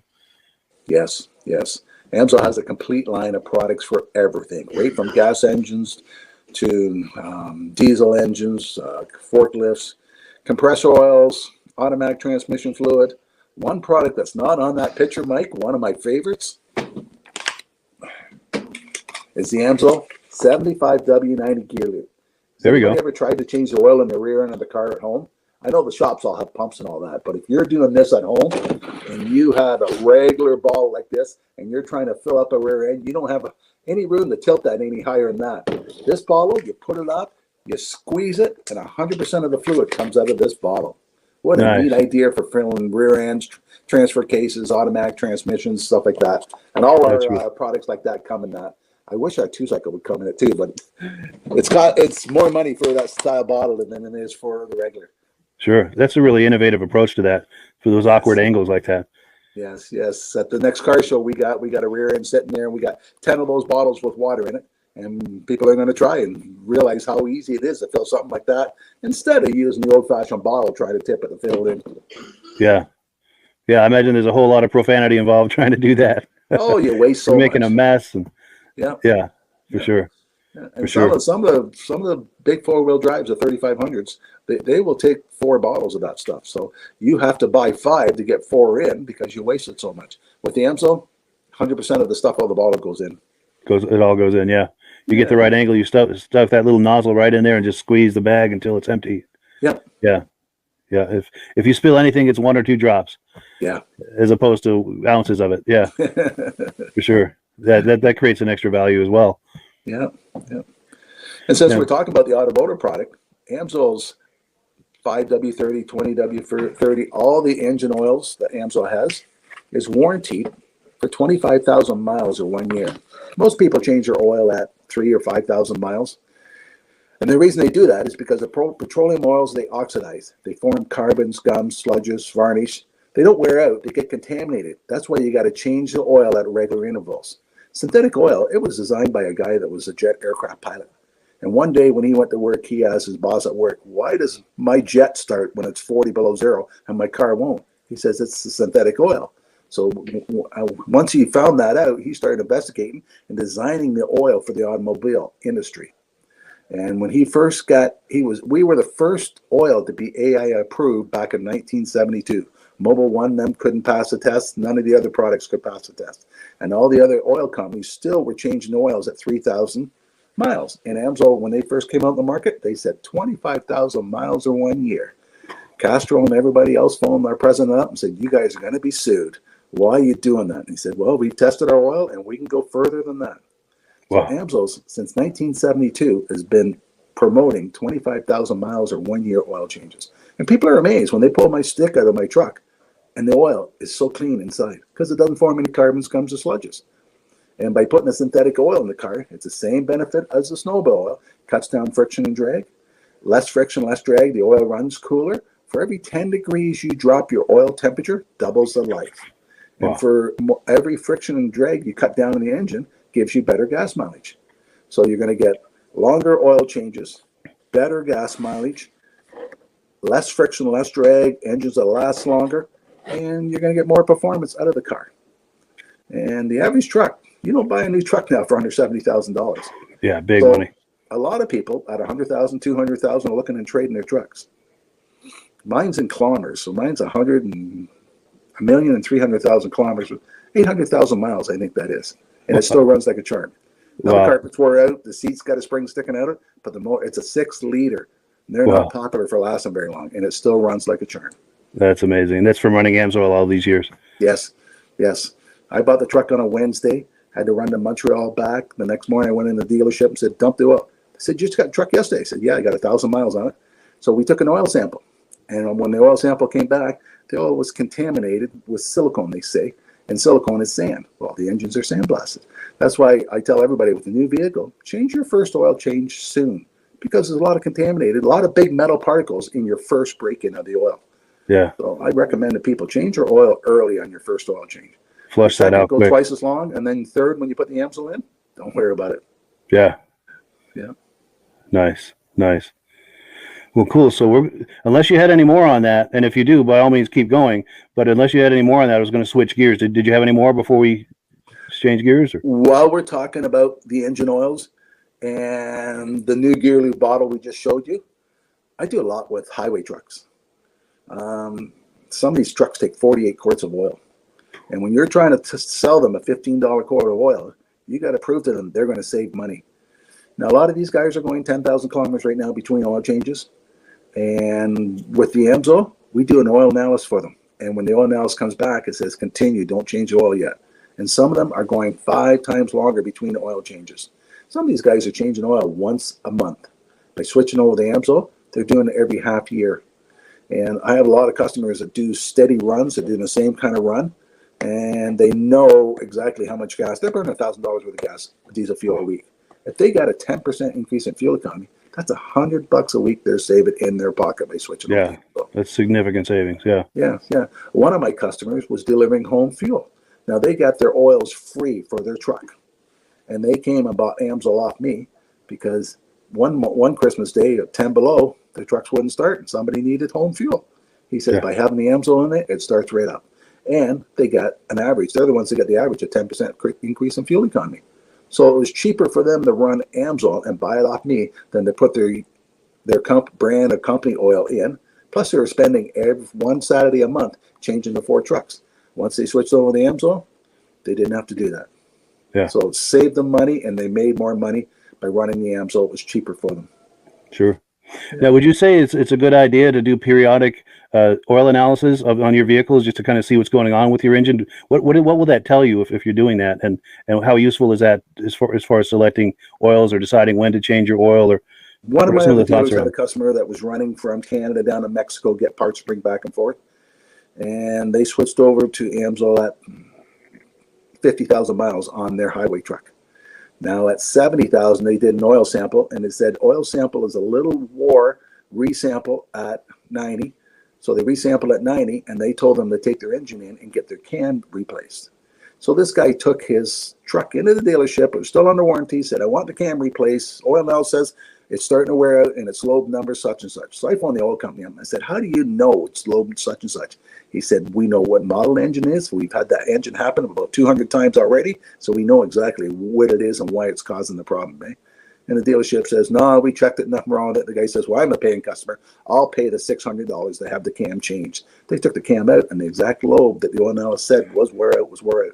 Now, if that would have broke on him in Mexico, instead of being $600, it would have been $6,000 to get the truck repaired.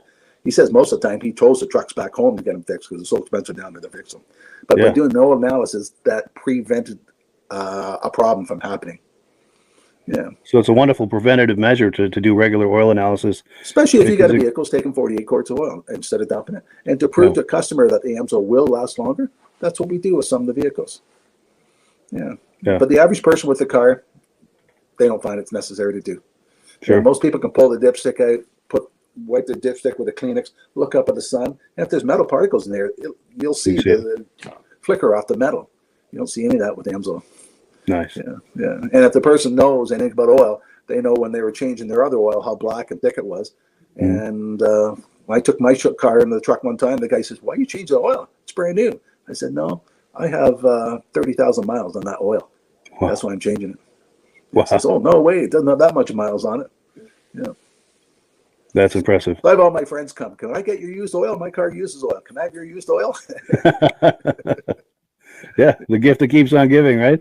Yes. And when we're talking about the gear lube, how the gear lube, most people don't realize 80W90 how thick it would get. And I get a lot of highway trucks get a better fuel economy by changing their gear lube. AMSOIL's gear lube has a 500,000 mile extended warranty on the oil. Most highway trucks are changing every 50,000 miles. AMSOIL's 500,000 miles with their gear lube. That's amazing. Yeah, so it's a big savings for a highway truck. Yeah, for sure. Over time, that you really save a lot of money. Yeah, that's impressive.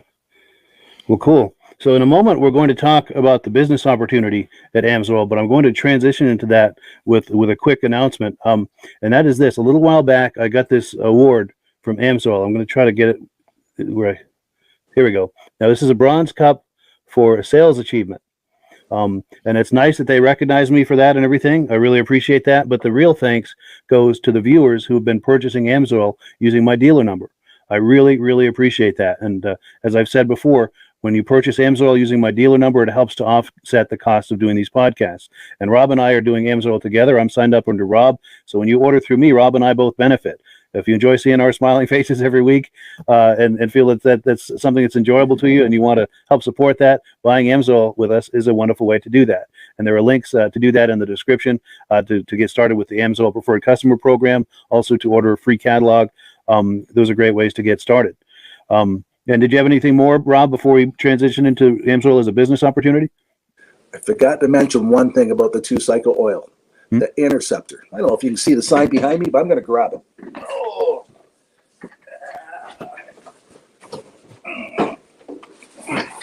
You see that on the screen, Mike? Yes. Okay, it's called Run on Freedom.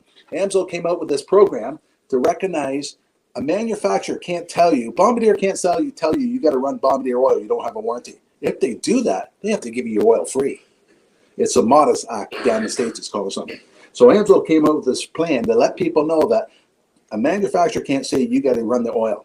So AMSOIL, if you buy a brand new snowmobile, they'll give you a 1-year warranty. If you buy a brand new snowmobile and you put AMSOIL in the machine and you fill out this card, you can get a 2-year warranty from AMSOIL.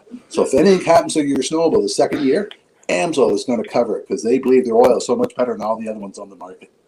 And that's a great marketing plan for us. Yeah, the other for sure. manufacturers aren't happy with it. They're trying to say, you can't warranty our machines. Well, we know our oil is better than your oil you're selling, and we're going to prove it to you. And even if the person's machine's 1 year old and they start switching to AMSOIL, we'll still give them 1 more year warranty. That's amazing. Yep. That's what they call putting your money where your mouth is. The Yes. proof in the pudding, so to speak. Yep. Very cool. Very cool. So yeah, unless there's anything else, did you want to? Shall we transition to the business opportunity? Or Okay. Okay, let's transfer over. sure. So yeah, as we were saying, I'm signed up under Rob as a dealer, and if you sign up under me, Rob and I are both available to you for coaching and support, and each of us brings a significant amount to the table of value to you as someone signing up for AMSOIL. And I'll give you an example. Rob's been doing AMSOIL for over 40 years. He knows all of the products ins and outs. He knows all of the different business models that you can do with AMSOIL. And the one thing that he's especially strong at is selling AMSOIL at events. You think of car shows, cruise nights, snowmobile shows, boat shows, any sort of event or race or something. Rob is really good at selling AMSOIL at those events. And so Rob is available if you're curious about that. If you enjoy going to those types of events and races and things and thinking about trying to monetize that selling AMSOIL, Rob is the guy to coach you with that. And when you sign up under me, you get Rob and I. What I bring to the table is I do a lot with social media. And I can help coach you on how to generate AMSOIL leads on social media. I also have places that you can post to right now. So you don't have to reinvent the wheel, creating your own pages, social media pages and things. I'm not saying it's a bad idea to do that. It's a very good idea to do that. But I've got places you can start posting right away. And if you, let's say you create a new page, it's a place to promote that page. And I've got a lot of little details, ins and outs on how to get on the right side of the Facebook algorithm. If you're thinking about doing a YouTube channel or a podcast, I can help you with that because I've been doing this. A lot of things Rob and I both bring to the table that is uniquely available to you. That it's not available from other AMSOIL dealers. And that's not to knock other AMSOIL dealers, but Rob and I bring something very unique to the table if you're thinking about joining AMSOIL as a dealer. Anything to add to that, Rob? I have dealers from California, Florida, BC, all over that I help. So with email, it's really easy to help dealers. We're available 24 hours a day. Yeah, you don't have to live right in my own town for me to help you. Yeah. It's true. With a phone and email and so forth, it's very easy to be in contact and give coaching and support. And yeah. And in a moment, I'm going to show a clip of Rob at a vintage snowmobile event, or I don't know if it's modern or vintage, but a snowmobile event. And you'll see the setup he's got. It's a very impressive setup. Now, the nice thing is this is what's possible, but you don't have to start at that level. You can start as simple as walking around like you see Rob here with an AMSOIL hat and a shirt. And do you want to talk us through that about, people will approach you when they see you wearing that? Yes, and ask the clothing pays off so much. I could be in a grocery store and a person comes up and says, "Do you know somebody that sells AMSOIL?" Because I'm wearing the clothing. And I have the logos on my vehicle. And I come out of a parking lot and there's somebody standing beside my car. And I'm thinking, did they hit my car or something? What are they doing? The person said, "I've been waiting 10 minutes for you to come out. I don't know where to buy AMSOIL." That's the biggest problem with AMSOIL. People don't know where to buy it. So by seeing my clothing or my logo or something somewhere, they're waiting to find out where they can buy it from. And that's when I set them up as a preferred account. And that's a modest investment too for a dealer, to get a hat and a shirt, maybe a couple of magnets for your vehicle.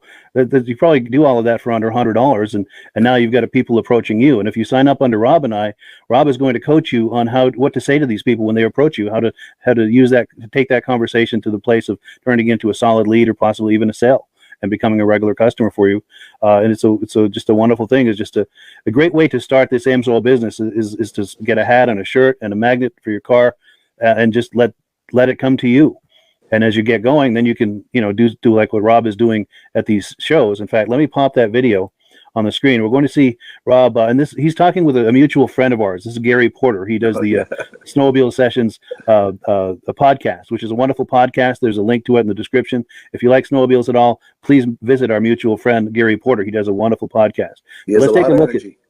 He sure does. Yeah, he's a great guy. But yeah, let's take a look at Rob and Gary hanging out at a show. Let's take a look. Snowmobile Sessions Live. Enjoy the ride.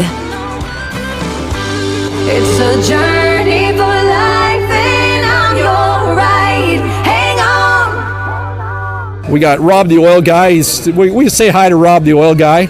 Rob the Oil Guy, how are you? Good. Are we live today? No, you're not live. It's pre-recorded. Oh, Memorex. It's Memorex. I can't get live to work. How's the show been, bud? You know what? This afternoon we were swamped. It was stupid how many people was here. Some people have been out on their bicycles or skateboards or something today. It was packed. But it's supper time, so let's calm down and we get a chance to have something to eat ourselves. That's great. That's great.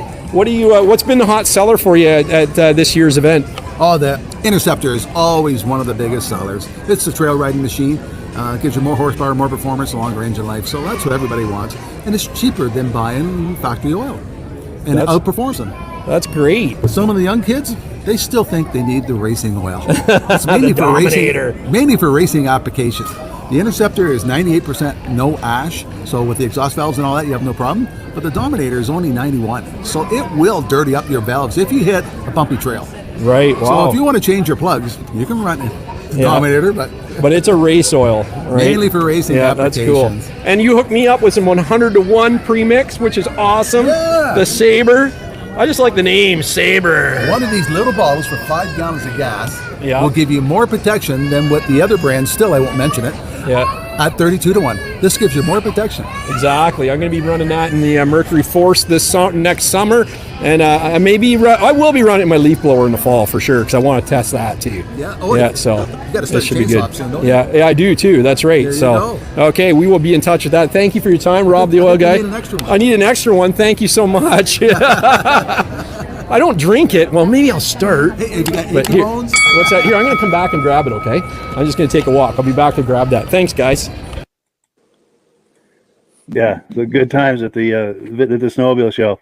Yes. Yeah. But that's the thing is, Rob's been doing this, as you can imagine, for quite a few years, and it's taken a while to build up where you can have that big kiosk and display there.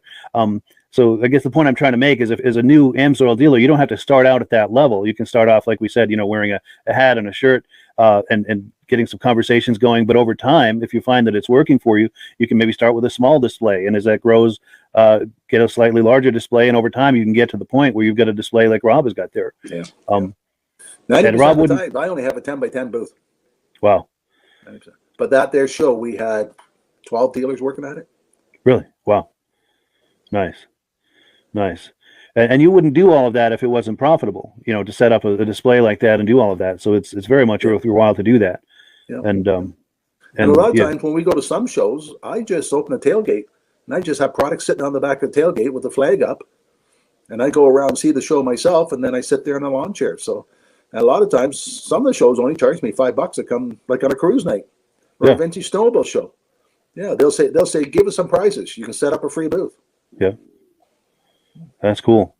So even just, with some items on the tailgate and an AMSOIL flag, people will approach you and ask you about AMSOIL, and it's an opportunity for you to have that conversation to try to sell some AMSOIL or sign them up as a I make sure customer. I park right beside my buddies that are already all using AMSOIL already. Nice. And they all have the AMSOIL decals on their vintage machines. Sure. So when their friends come over, they send the guy over and say, this is where we get our AMSOIL from. Nice. Yeah. So that's, and if anyone who's thinking about that, and if you enjoy car shows, boat shows, anything like that, snowmobile shows like Rob and I do, it's a wonderful way to monetize that. And just imagine putting down the tailgate of your pickup and having a few AMSOIL items on there, maybe an AMSOIL banner flying. It's a very modest investment. And Rob can coach you on how to do that and how to handle those conversations as people approach you, how to turn those conversations into something that's productive for everyone. So that's what Rob is available to you for.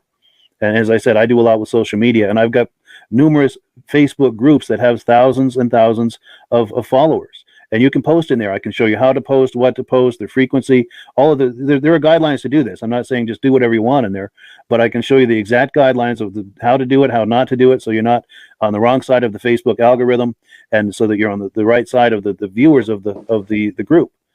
To get maximum effect and to generate yourself some catalog requests or inquiries about AMSOIL. I'll show you exactly how to do it. I encourage you to create your own Facebook page, and I can show you how to leverage that into what I was just talking about. But you can start this without a Facebook page or any presence on Facebook other than your own personal profile. And I'll coach you through how to at least get started putting your stuff in front of my audience, and then show you how to build an audience of your own and how to work that as well. And if you want to get into doing video like we're doing now, I can help you with that. I do a lot with social media. And I have muscle car groups, exotic car groups, and I've also got one called Wheels, Keels, and Snowmobiles, where anything with a motor, anything with a gas motor is fair game. Yeah. And that's got like 15,000 fans. So you can be posting in there right away. And like I said, you can't just do whatever you want in there. I'll give you the guidelines, but the guidelines are to help you so that you're not getting on the wrong side of the audience or the wrong side of the algorithm. And I'll coach you on all of that. So when you sign up for Rob and I, you're getting both of us, and things that things that he and I both have unique to offer that may not be available to you from other AMSOIL dealers who would like to sign you up as a dealer.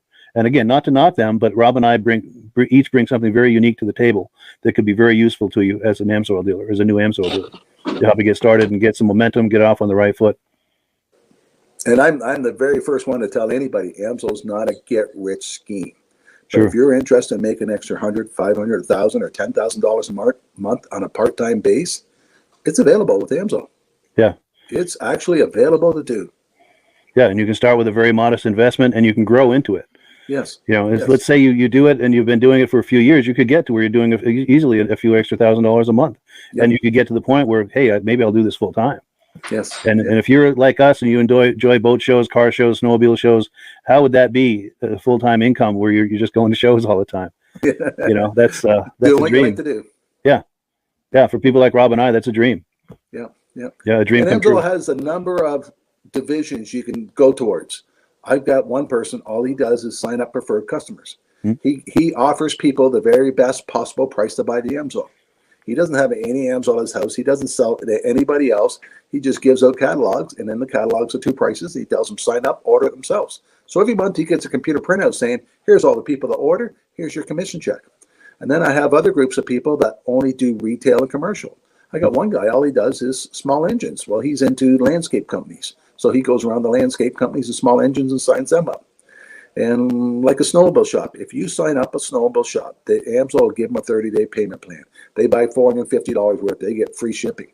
And the reason they like carrying the AMSOIL product, because AMSOIL will put them on their locator. So if you have a small engine shop and they buy $450 worth, you send a picture of them into AMSOIL. And anybody within 100 kilometers goes on the AMSOIL site, looks for oil, a picture of their shop comes up. Nice. No other oil company does that for their customers. So they like having service that AMSOIL offers to them.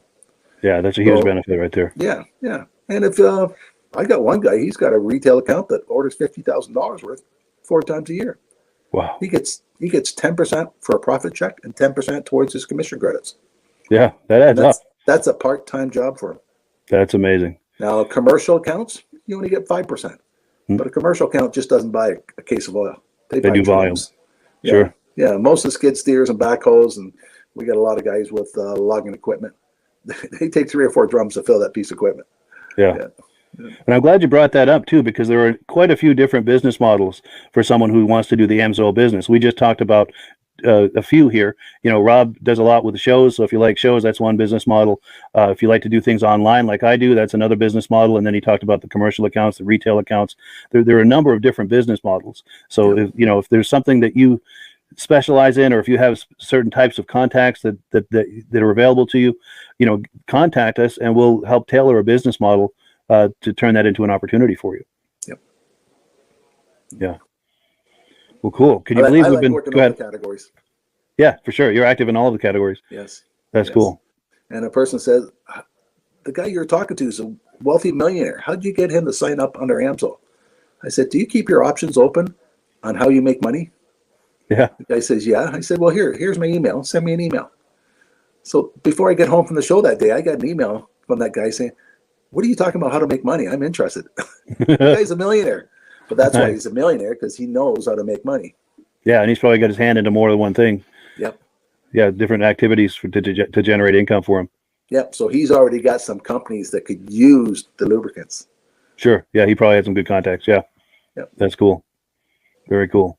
Well, yeah, if you can believe, we've been talking about AMSOIL here for almost an hour. We're about to wind it down, but any final thoughts, Rob, before we do that?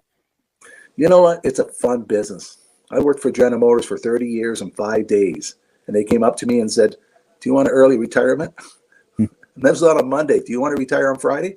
I said, I sure do. They said, don't you want to go home and talk it over with your wife? I said, no, she's not retiring. I am. But I had a mother at that time that was sick and needed my help. Yep. So I took the opportunity. But if it wasn't for the AMSOIL business, I wouldn't have been able to have the opportunity to take that option. Yes. And I was 48 years old when I retired from General Motors. Because of the extra money, AMSOIL gave me the opportunity to do that. Yeah. And that then gave you more time to work on AMSOIL and to build that up as well, I imagine. Yep, yep. So Sure. now my daughter wants to know when she can have the company. Oh, nice. Nice. Yeah. Well, she's working on it now, so Good. So she's already involved. Wonderful. Yeah. Now we've got a comment that's come in. My good friend John Spranger Jr. says he's been using semi-synthetic oil. Do you have to drain it all out before using the AMSOIL? No. If you're running petroleum oil and you have 20,000 kilometers on your vehicle, we do recommend to put a flush in. Take the filter off, put a cheap filter on, add a kind of flush, let it run for 20 minutes. That way the oil starts off in a clean engine. If you're running a semi-synthetic, the engine should be partly clean. You shouldn't have to run a flush. Yeah. The people that have 80,000 kilometers in their car and they put 100% synthetic in and they phone me and say, my car is using oil now, I tell them, well, take your filter off, put another filter on, because the synthetic oil will naturally clean the inside of the engine, and a dirty oil will burn.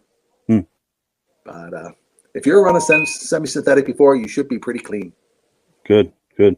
Another question I meant to ask you, and I'm glad that reminded me of it. So I've got a 1992 Ski-Doo Safari. It's got the 377 with the oil injection. Yes. It's got injection oil in it. Should I drain that before I put AMSOIL injector oil, or can I put that in with the existing injector oil? And if it was the middle of the summer, I would say, yeah, take it out and put AMSOIL in, because you'll notice the benefit of AMSOIL right off the bat. But this time of year, no one wants to do that. AMSOIL will mix with any other oil you have. So just top it off and keep going. Yep. Wonderful. Yeah. And a lot of people have snowmobile and they're running AMSOIL and they're in the middle of nowhere and their light comes on, they got to add oil. You can add any brand you want to AMSOIL. It's going to smell a little, but it's not going to do any harm. Won't do any damage. Okay. Yeah. Oh, and then you can't do that on. Sure. Now, John Spranger Jr., who made the comment earlier, he's specifying he was talking about a snowmobile as opposed to a car. As far as, and this was the original question, using semi-synthetic oil, does he have to drain it all out before using AMSOIL? And he's talking about a snowmobile. No. Okay. Good. No. And John, we thank you for those questions, by the way. We really appreciate that. Yeah, John's a good friend of mine, and he's been with the podcast from the very beginning, and we've been corresponding from the very beginning as friends, and finally had a chance to meet him. He's out in Wisconsin, but he was over the holidays. He was visiting family here in Vermont, and he wasn't too far away, so we got together and had lunch one day, had a really nice visit. I had a chance to meet him and the missus, and we had a really good time. Whereabouts in Wisconsin is he from? Eland. Okay. Yeah. Okay. I'm heading to Duluth this year. Oh, nice. Superior, Wisconsin. Sure. Is that an event or something? Or AMSOIL 50th anniversary party. Oh, no kidding. Yeah. Very nice. Well, good. That sounds like a great time. Yeah. So cool. So unless there are any final thoughts here, we're going to give the last word, as always, to AMSOIL. We've got a little AMSOIL video that Rob and I made a few months ago. Anything else before we transition to that? Or? No, that's a good video. I like that. Yeah, that was fun to make. Yeah, that was fun. Well, cool. Well, thank you, everyone, for watching. We really appreciate it. Appreciate your coming on and being a viewer. And we thank Rob for being here tonight. And thank everyone who's either considering purchasing AMSOIL under Rob and I or becoming a dealer. And also we thank the people who have been doing that along as well. We thank you so very much for that. And have a wonderful evening. Mike. All right, you too. Take care. Hello, everyone. This is Rob and Mike. How you doing today, Rob? I'm doing good. Mike, yourself? Very well. Thank you so much for coming on. I appreciate it. Now, today, we're going to be talking about AMSOIL. And in a few moments, we're going to show you how you can get the deepest discounts, free shipping, and free gifts when you order your AMSOIL products through us. But first, I'm going to ask Rob to give you a quick description of what AMSOIL is and why you should consider using AMSOIL products in your motorized vehicles. Thanks, Mike. AMSOIL is 100% synthetic oil. Everybody uses AMSOIL for a different reason. Some people like the benefits that AMSOIL is warranted for 25,000 miles or 1 year. The reason we can do that is because AMSOIL doesn't oxidize. It doesn't form the usual carbons, gums, sludges like petroleum oils do. That's why we can keep it in the engines longer. Petroleum oils never do wear out. They oxidize themselves. That's why they have to be changed at 3,000 kilometers. And AMSOIL likes the benefit that you only have to change the oil once a year. That saves some money. Some of the people like the benefit of AMSOIL is it's a slipperier type lube. By having a slipperier type lube, it cuts down friction and drag. By less friction and drag, engines run 20 to 50 degrees cooler, better gas mileage. Now, AMSOIL says 25% more protection than the industry requires is in the AMSOIL bottles. My average customer gets about 10% increase in gas mileage. That's a big savings. Yeah. And by cutting down friction and drag, for every 10 degrees you cut down the friction and drag, doubles the life of the engine. So by having the engine run cooler, it makes it last longer. Some people like the benefit of the range of the AMSOIL. AMSOIL's flash point is 425 degrees, and it pours at 50 below zero. Wow. If you ever try petroleum oil when it's 10 below, it turns to honey. And in the summertime, petroleum oil thins out. And once it thins out, that's when it starts breaking down. So AMSOIL's an all-season oil, can give you better gas mileage, longer engine life, less maintenance. It ends up being cheaper over a year's time running AMSOIL than it is petroleum oils. That's amazing. That's amazing.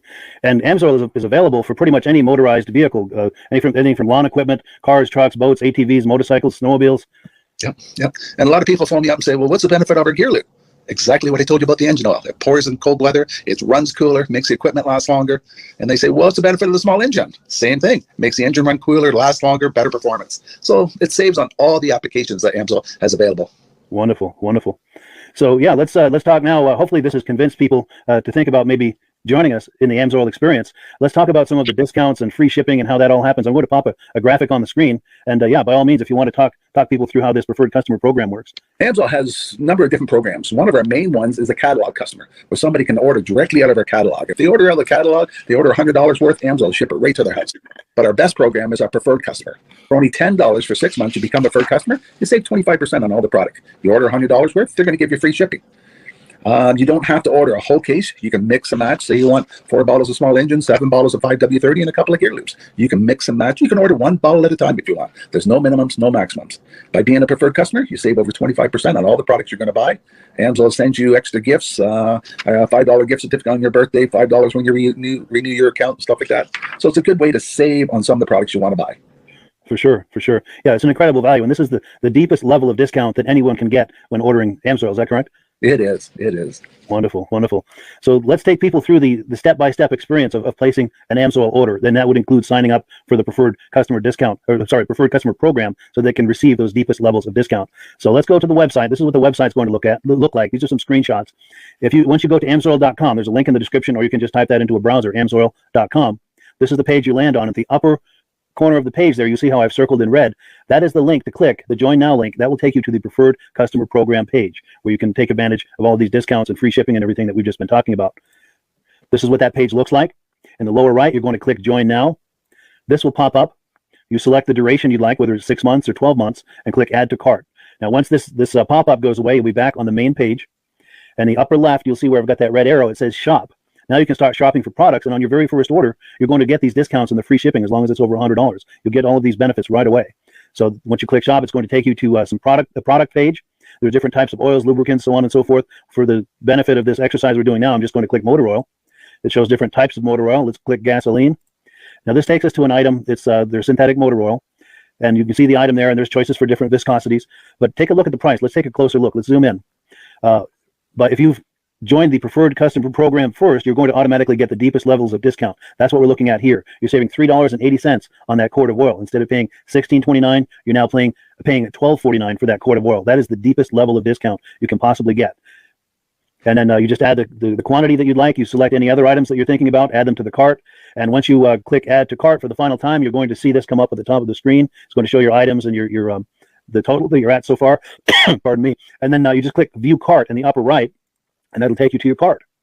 Take a close look here at the upper right. That blue box shows that you're getting free shipping. You're eligible for free shipping on this order because it's over $100. That little yellow box shows that you've got the preferred customer membership on your order. That gives you the deepest levels of discounts for the next 6 to 12 months. And then below that, you've got the items that have been selected. For the exercise here, I selected 9 quarts of the signature series, but that brings us up over $100 for the free shipping. We're saving $34.20. And if you're ready to finish, you click Checkout Now, and that takes you to this screen here. If you haven't signed up with an AMSOIL account at this point, just click in the lower right to create an account, create a new account. It's going to ask you for some basic information, name and those types of things. Now let's take a closer look. You'll see this gray shaded box. This is a very important box. This is going to ask you if someone has referred you to AMSOIL. And if so, please enter my name. My name is Mike Lapierre. It's spelled right there on the screen for the correct spelling. And also the referral number, 304-555-94. That's how you make sure that Rob and I get credit for this. Now, in the interest of full disclosure, I've signed up for AMSOIL under Rob. So when you order using this referral number, Rob and I both benefit. So if you enjoy these podcasts that we're doing, this is a wonderful way to support the podcast, because when you order using this referral number, Rob and I both benefit. And the commissions I make go directly toward offsetting the cost of doing these podcasts. So I thank you in advance for that, for using my referral number. I very much appreciate it. And once you've done that, you just go into the next screen to enter your payment information, and you're done. Now, once you've placed your order that's over $100, and that order includes your AMSOIL preferred customer program, you are now eligible to get a free DVD from myself. Now, this is going to be either a muscle car DVD or a vintage snowmobile DVD.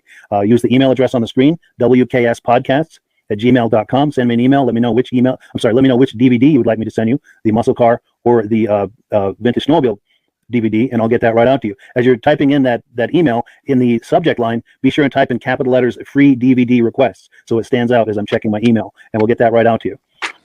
So I guess the last thing, Rob, that we wanted to talk about is if someone is considering AMSOIL as a business opportunity. Yes. If anybody has a retail or a commercial account and they would like to buy directly from AMSOIL, just send Mike a line. He'll show you how to set up and you can buy directly from AMSOIL. But if you are interested in starting your own part-time business, a part-time business that can grow into a full-time income, Mike and I will show you the AMSOIL marketing plan. AMSOIL has a large selection of products that cover almost every application. So it doesn't matter if you're into snowmobile, boating, or ATVing, or hot rods, we have an oil for every application. It's a fun type business. That's I really enjoy doing. Where else can I go and have fun and make money doing it? And Mike and I are here to help you all the way along. If you need any help on how to promote or to find new accounts, we're here to help you. For sure. So when you sign up under that number, this 304-555-94, you're getting Rob and I as a team. Now, Rob has been doing AMSOIL for 40 years. Can you believe that? 40 years. So he knows every aspect of this business, and he knows all of the ins and outs of the products. So he'll be able to help you with any kind of product questions or any kind of questions to show you the different business models that you can do with AMSOIL. And then the other thing that you get when you sign up under me is I've got a strong background in social media. So if you need some coaching on how to generate AMSOIL leads using Facebook and YouTube, I'm happy to coach you with that when you sign up under Rob and I. You get both of us as a team to help you, to coach you, to support you, whatever you need to get you off and running with this business and having fun with it. Like Rob said, it's an enormous amount of fun. If you're like Rob and I and you enjoy going to any kind of boat shows, car shows, motorcycle shows, snowmobile shows, anything with a motor, you like going to those shows, those events, those races, this is a great way to turn that into a income opportunity for you. Yes. And just by wearing my AMSOIL hat at one of these events, people come up and ask me about AMSOIL. People don't know where to buy it, and I'm there to help them, show them where they can buy the product. Perfect. Well, cool. Well, this is great. Any final thoughts, Rob, before we wrap it up? AMSOIL's a fun business. AMSOIL's been around since 1968. It was the first synthetic oil to be AI approved. Wow. Yeah. That's amazing. And that's very early in the game too, isn't it? Yes. For sure. Well, good. Well, thank you so much, everyone, for viewing. Hopefully, we've gotten you excited as we are about the AMSOIL products. We'd love it if you could join us either as someone who uses the AMSOIL products or to join the AMSOIL team as a business opportunity. And we thank you so much for viewing. Have a great day. You have a good day.